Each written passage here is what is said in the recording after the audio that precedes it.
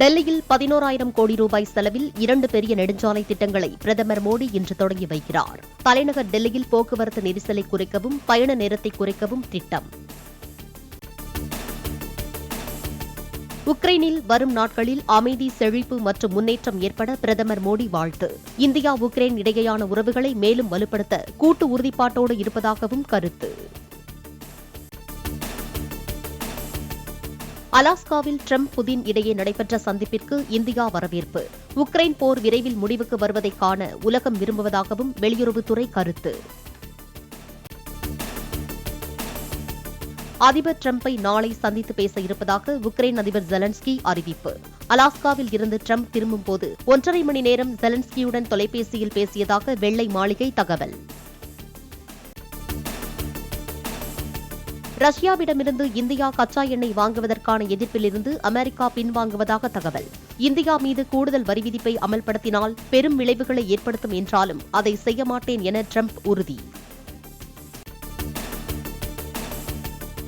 America விதித்திருக்கும் கூடுதல் இறக்குமதி வரியால் ஜவுளித்துறையில் 30 லட்சம் பேர் வேலை இழக்கும் அபாயம்.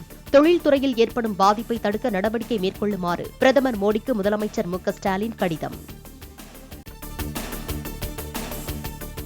திமுக கூட்டணியை எப்படியாவது கலைத்துவிட வேண்டும் என எதிர்க்கட்சிகள் முயற்சிப்பதாக முதலமைச்சர் மு.க.ஸ்டாலின் விமர்சனம்.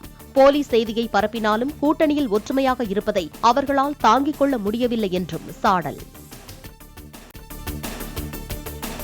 அமைச்சர் ஐ. பெரியசாமி மகள் இந்திரா வீடுகளில் நடைபெற்ற அமலாக்கத்துறை சோதனை நிறைவு. மகனும் எம்எல்ஏவுமான செந்தில்குமார் வீட்டில் நடத்தப்பட்ட சோதனையில் முக்கிய ஆவணங்கள், கணக்கில் வராத நகை மற்றும் பணம் கைப்பற்றப்பட்டதாக தகவல். பழனி திமுக எம்எல்ஏ ஐ. பி. செந்தில்குமாரின் எம்எல்ஏ விடுதி அறையில் சோதனையிட வந்த அமலாக்கத்துறை அதிகாரிகள் மீது வழக்கு. அத்துமீறி நுழைந்துள்ளதாக கொடுத்த புகாரில் சென்னை திருவல்லிக்கேணி போலீசார் நடவடிக்கை. அமலாக்கத்துறை சோதனை மூலம் திமுகவை மிரட்ட நினைத்தால் பலிக்காது. சேலத்தில் நடைபெற்ற இந்திய கம்யூனிஸ்ட் கட்சியின் மாநில மாநாட்டில் முதலமைச்சர் மு.க.ஸ்டாலின் உரை. ஐ. பெரியசாமி தொடர்புடைய இடங்களில் அமலாக்கத்துறை சோதனையிட சென்றபோது அறைகள் பூட்டப்பட்டிருந்தது ஏன் என இபிஎஸ் கேள்வி. தங்களை திமுகவினர் உத்தமர்கள் என கூறிக்கொள்ளும் நிலையில் அறையை திறந்து வைத்திருக்க வேண்டியதுதானே என்றும் விமர்சனம். திமுக அரசின் பாவ மூட்டையை திருமாவளவன் சுமக்க வேண்டாம் என எடப்பாடி பழனிசாமி பேச்சு. சேரக்கூடாத இடத்தில் சேர்ந்த திருமா திமுகவின் தவறுகளுக்கு துணை போக வேண்டாம் என்றும் செங்கத்தில் உரை.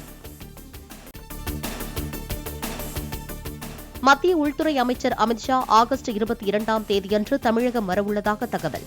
நெல்லையில் நடைபெறவுள்ள பாஜகவின் பூத் கமிட்டி மாநாட்டில் பங்கேற்க வாய்ப்பு.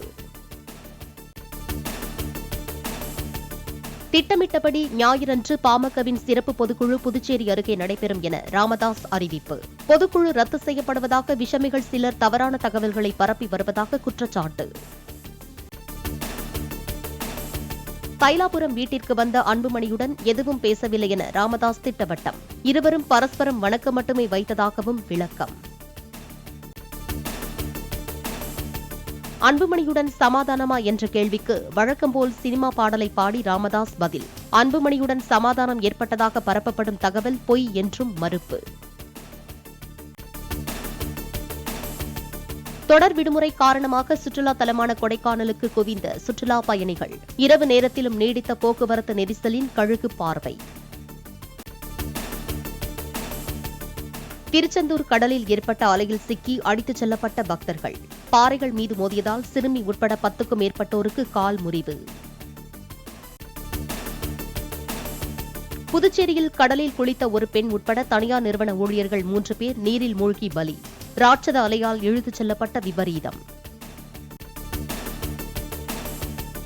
முன்னாள் பிரதமர் அடல் பிகாரி வாஜ்பேயின் நினைவு தினம். குடியரசுத் தலைவர் முர்மு, பிரதமர் மோடி உள்ளிட்ட தலைவர்கள் நினைவிடத்தில் மரியாதை.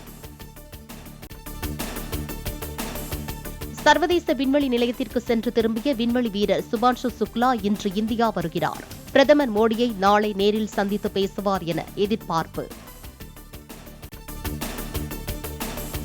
கிருஷ்ண ஜெயந்தியையொட்டி பிரசித்தி பெற்ற மதுரா கிருஷ்ணர் கோயிலில் ஏராளமானோர் வழிபாடு. ஆபரேஷன் சிந்தூரின் போது துணிச்சலாக செயல்பட்ட வீரர்களை கௌரவிக்கும் வகையில் கோயிலில் நிறுவப்பட்ட டிஜிட்டல் பலகை. 2026 சட்டப்பேரவை தேர்தலில் போட்டியிட 50 தொகுதிகளில் வேட்பாளர்களை தேர்வு செய்தது நாதாக. தேர்தல் பணிகளை தீவிரப்படுத்த கட்சியினருக்கு சீமான் உத்தரவு. வங்கக்கடலில் வரும் 18ஆம் தேதி புதிய குறைந்த காற்றழுத்த தாழ்வு பகுதி உருவாகக்கூடும். சென்னை வானிலை ஆய்வு மையம் தகவல். நீலகிரி மற்றும் கோவை மாவட்ட மலைப்பகுதிகளில் ஓரிரு இடங்களில் இன்று கனமுதல் மிக கனமழை பெய்யக்கூடும். தேனி மாவட்டத்தில் ஓரிரு இடங்களில் அடுத்த 24 மணி நேரத்திற்கு கனமழை பெய்ய வாய்ப்பு. சென்னை பெருநகர் மற்றும் புறநகரின் ஒரு சில பகுதிகளில் அடுத்த 2 நாட்களுக்கு இடி மின்னலுடன் மழை பெய்யக்கூடும். வானம் ஓரளவு மேகமூட்டத்துடன் காணப்படும் என வானிலை மையம் தகவல்.